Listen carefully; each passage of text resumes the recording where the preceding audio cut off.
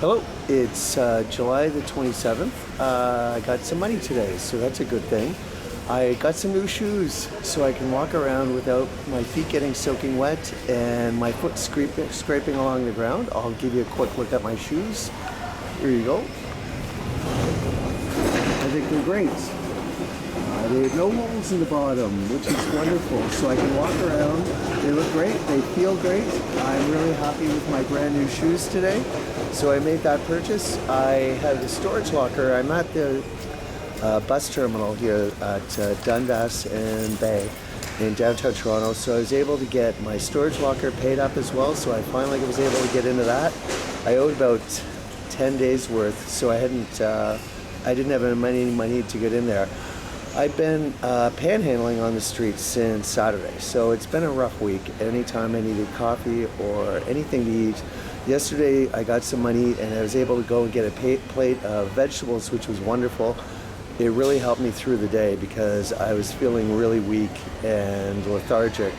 I need to go get a shave, so I haven't shaved in about at least 5 or 6 days. I'm gonna go to a barber shop and get a shave as well today. So even though, coincidentally, I got off the bus yesterday, and the second I got off the bus, there was a police car sitting right there, and it started pouring rain. So I've been walking around, and I slept last night with soaking wet feet and socks.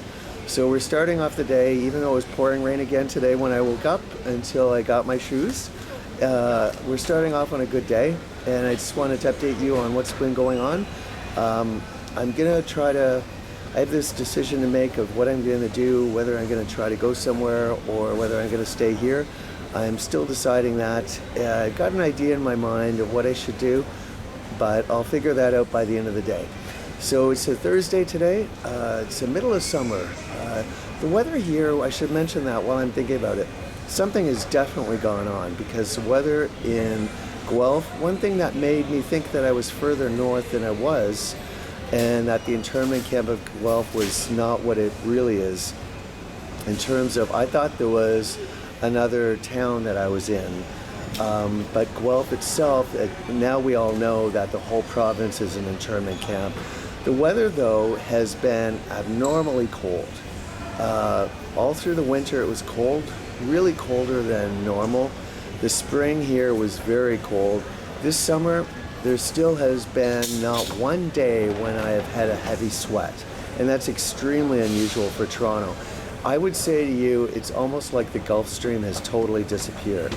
There's something going on where the weather is a good, at least 5 to 7 degrees centigrade cooler than normal. There should be at least from mid-June through mid-August, there should be multiple days of heat waves and heat advisories and sweaty, heavy, humid temperatures, and that has not occurred here at all this year. What that makes me think of is one of two things. I do remember, I think it was around the mid to late 90s, there was a volcano that erupted in the Philippines, Mount Pinatubo, and it unleashed a large amount of ash into the air. I remember the summer after that was unusually cool. It's almost like that has happened now.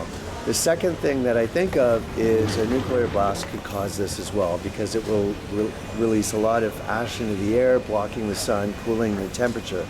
Something has definitely happened. This is the strangest summer weather I have ever seen in Toronto, and I've lived here most of my childhood and most of my adult life. There's something definitely that's gone on.